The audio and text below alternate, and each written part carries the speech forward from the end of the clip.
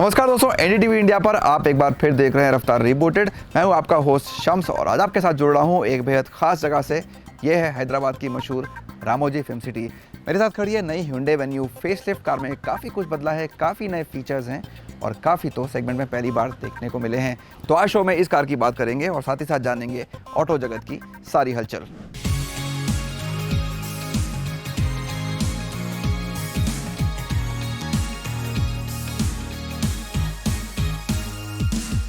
ये जो आप देख रहे हैं बिल्कुल नया रंग विकल्प है वेन्यू पर। पहली बार Hyundai ने कार के ऊपर डुअल टोन का ऑप्शन दिया है। तो नीचे फेरी रेड, ऊपर है फैंटम ब्लैक रूफ। इसके अलावा 6 मोनोटोन ऑप्शन भी हैं।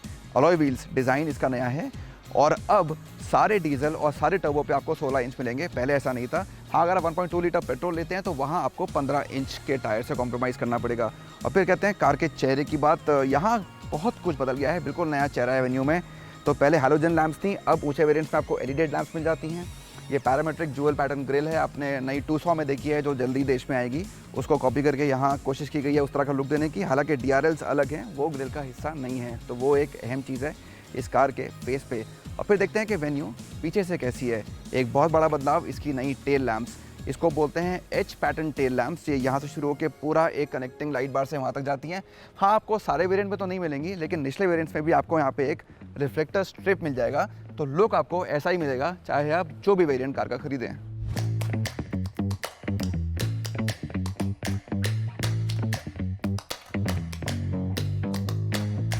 कार के अगले और पिछले बम्पर्स को भी एक नया लुक दिया गया है। डोर हैंडल्स पर क्रोम आपको केवल इस सबसे महंगे SXO ट्रिम पर ही मिलेगा, जबकि रूफ रेल्स सबसे सस्ते ई ट्रिम को छोड़कर बाकी सभी पर दिए गए हैं।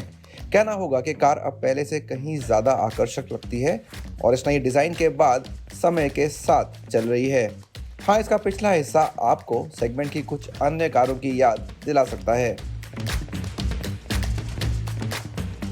अब चलते हैं नई वेन्यू के कैबिन की ओर। नई वेन्यू के कैबिन में काफ़ी कुछ नया है और इसमें से ज़्यादातर आपको पसंद आने वाला है। फीचर्स पहले से बढ़ गए हैं, टेक्निक पहले से बेहतर हो गई है। तो काफ़ी कुछ एक मॉडर्न ज़माने के एहसास से आपको यहाँ पे दिया गया है। सबसे पहले बात करते हैं डिजिटल क्लस्टर की। डिजिटल है जैसा मैंने बोला और फुल डिजिटल है तो अच्छी बात है, पहले कार में नहीं था। और इसमें आप अलग अलग रंग भी चुन सकते हैं, वो एक अच्छी चीज़ है।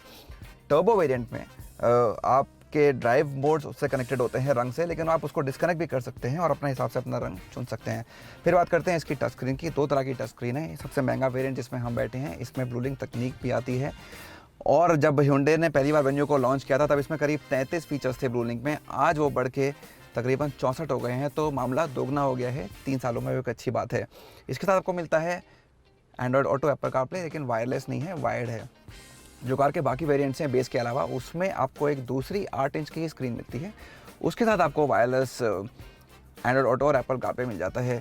टेक्निक की बात करते हैं, कंपनी ने कार में एक बहुत बढ़िया फीचर ऐड किया है, वो है car to home Alexa connectivity. इसका मतलब ये है कि घर बैठे बैठे आप वॉइस कमांड्स के ज़रिए कार में काफ़ी कुछ कर सकते हैं। इसका इंजन भी स्टार्ट कर सकते हैं, वो एक अच्छी चीज़ है। तो कुल मिलाकर टेक्निक के मामले में कार डेफिनेटली पहले से बेहतर हो गई है। कुछ और अच्छे फीचर्स हैं। इलेक्ट्रिक सीट ड्राइवर की सेगमेंट में आपको किसी और कार में नहीं मिलेगी। साथ ही आपको वायरलेस चार्जर अब वेन्यू में दिया गया है।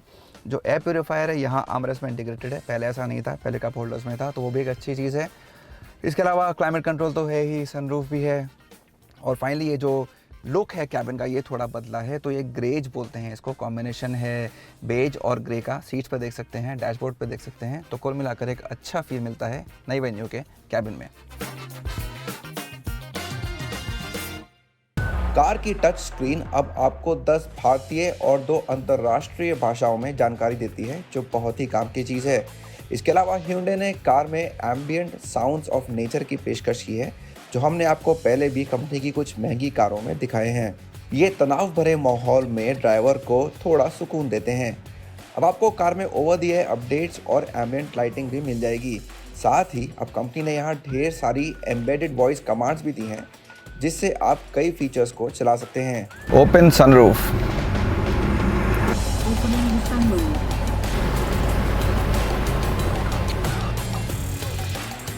तो आप में से जिन लोगों को Hyundai वेन्यू के सेकेंड रो के स्पेस से शिकायत थी, क्योंकि मुझे थी, उनके लिए Hyundai ने एक अच्छा काम किया है कि यहाँ पे आपको 2 स्टेप रिक्लाइन फीचर दे दिया है। तो आप एक बटन उठा के सीट को थोड़ा रिक्लाइन कर सकते हैं। तो ज़्यादा स्पेस का एहसास आपको यहाँ मिल जाता है, वो एक अच्छी बात है। और यहाँ भी एक अच्छा काम किया है कि ये डिज़ाइन इस तरह से किया गया अगली सीट्स को कि एक बड़ा गैप यहाँ बन जाता है, तो ठीक ठाक नी रूम भी आपको मिल जाता है। इसके अलावा आराम का अच्छा ख्याल रखा है, सीट चौड़ी है तो अंडर थाई सपोर्ट भी अच्छा है, सेंटर आर्मरेस्ट दिया गया है, एसी वेंट्स तो हैं ही पहले की तरह। और एक और इम्पॉर्टेंट एडिशन है, 2 चार्जिंग पोर्ट्स दिए गए हैं, दोनों सी टाइप हैं, ये पहले कार में नहीं था।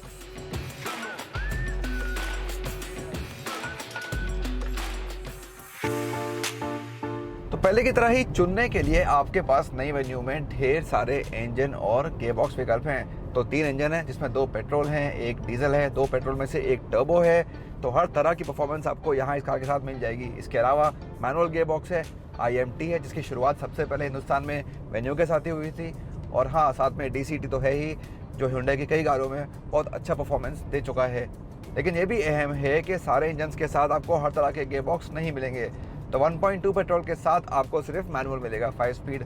उसके बाद डीजल के साथ भी आपको सिर्फ मैनुअल ही मिलेगा, लेकिन वहाँ मिलेगा 6 स्पीड। डीजल में कोई ऑटोमेटिक नहीं है। फिर आया टर्बो।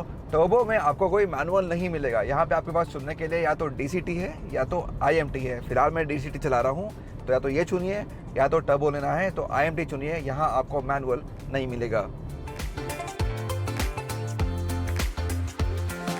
माइलेज की बात करें तो Hyundai वेन्यू प्रभावित करना जारी रखती है। जहां छोटा लेकिन ताकतवर टर्बो अपने दोनों गियरबॉक्स के साथ करीब 18 किलोमीटर प्रति लीटर से अधिक देता है, वहीं 1.2 लीटर पेट्रोल आपको 17 किलोमीटर प्रति लीटर दे देगा। डीजल में ये आंकड़ा सबसे अधिक है, यानी 22 किलोमीटर प्रति लीटर, जो वेन्यू को सेगमेंट में सबसे अधिक माइलेज वाली कारों में से एक बनाता है।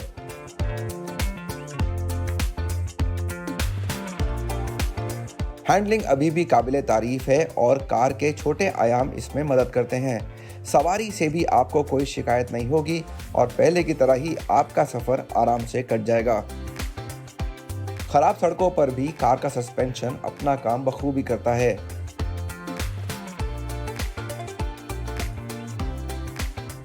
एक बड़ा फर्क जो Hyundai ने इस नई कार में किया है वो ये कि जो DCT गियरबॉक्स है नई जनरेशन का है, तो उसकी परफॉर्मेंस पहले से थोड़ी सी बेहतर लगती है, थोड़ा ज़्यादा तेज़ लगता है और गियर भी थोड़ा चुस्ती से बदलते हैं अगर आप पहले से इसको कंपेयर करें।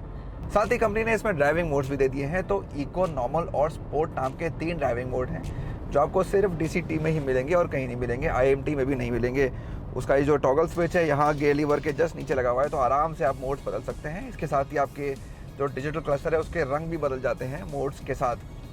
तो इको और नॉर्मल में तो मुझे कोई खास फर्क नहीं लगा, लेकिन अगर आप स्पोर्ट में डालते हैं तो यकीनन इसकी परफॉर्मेंस, इसका पिकअप बाकी दोनों मोड से थोड़ा तेज़, थोड़ा बेहतर लगता है। हालांकि इंजन या सस्पेंशन या स्टीयरिंग में आपको कोई फ़र्क नहीं लगता। तो जो मेन फ़र्क आता है वो गाड़ी के पिकअप और एक्सेलरेशन में ही दिखता है स्पोर्ट मोड में।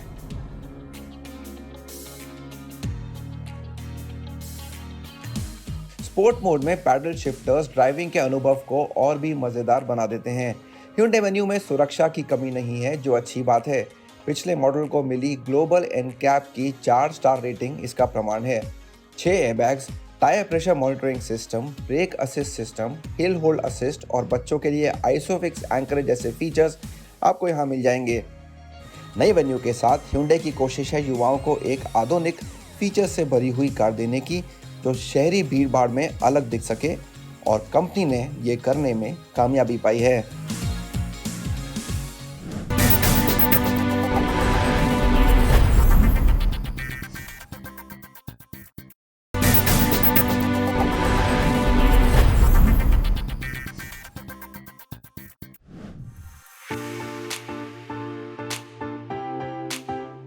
मिलिए 2022 KTM RC 390 से, जो KTM इंडिया की फ्लैगशिप स्पोर्ट्स बाइक है।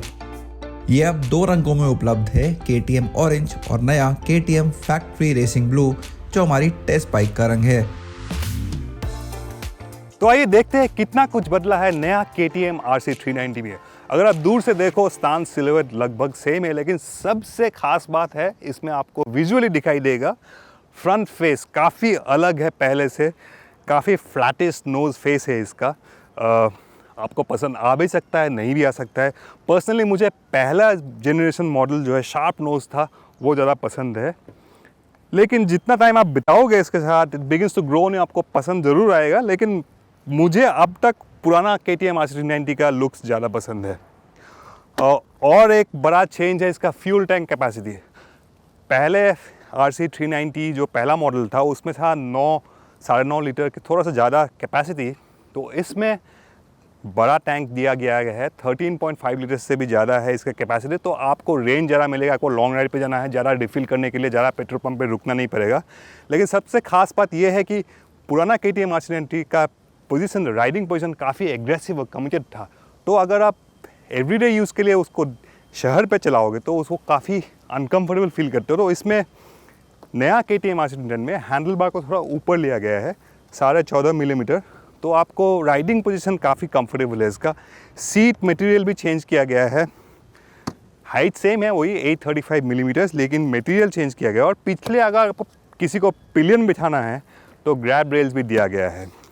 व्हील्स, अलॉय व्हील्स का डिज़ाइन अलग है, 5 स्पोक है, पहले 10 स्पोक था, और ये हल्का भी है पहले से। डिस्क ब्रेक्स भी हल्के हैं। तो कुल मिला के करीबन 1 किलो 100 ग्राम एक व्हील में कम वजन है इसके। तो दोनों मिला के 2 किलो 200 ग्राम वज़न कम दिया गया है। और एक ख़ास बात है इसका फेयरिंग डिज़ाइन।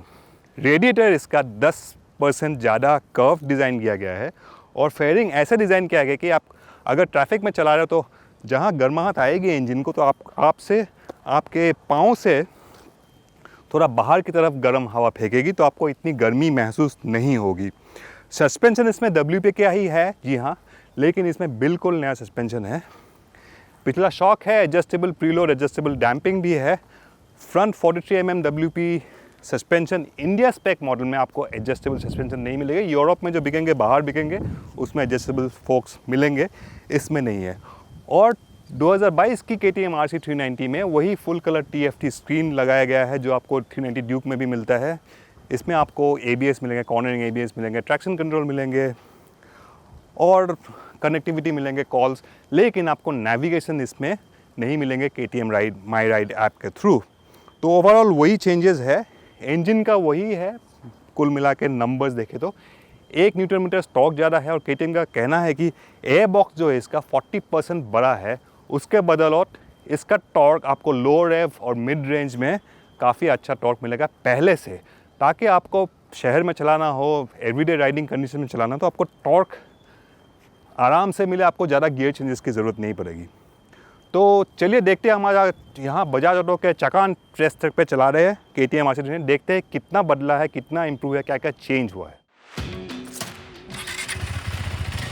चलते वक्त नई RC390 की आरामदेह सवारी का एहसास हो जाता है। बाइक यकीनन चलाने में पहले से ज़्यादा सुलभ हो गई है, लेकिन धोखा मत खाइए, यहाँ अभी भी एक दमदार दिल मौजूद है।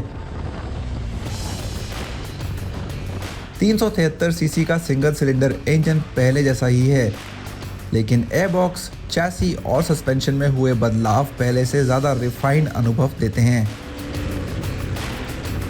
हाँ, आप विंडस्क्रीन के पीछे छुप सकते हैं और तकरीबन पूरी RPM रेंज मज़ेदार है। KTM की माने तो 0 से 60 और 0 से 100 किलोमीटर प्रति घंटे की रफ्तार में करीब आधे सेकंड का सुधार हुआ है। मोड़ पर चैसी बढ़िया संतुलन बनाए रखती है और बेडजेलर टायर्स पैनी और भरोसेमंद हैंडलिंग देते हैं।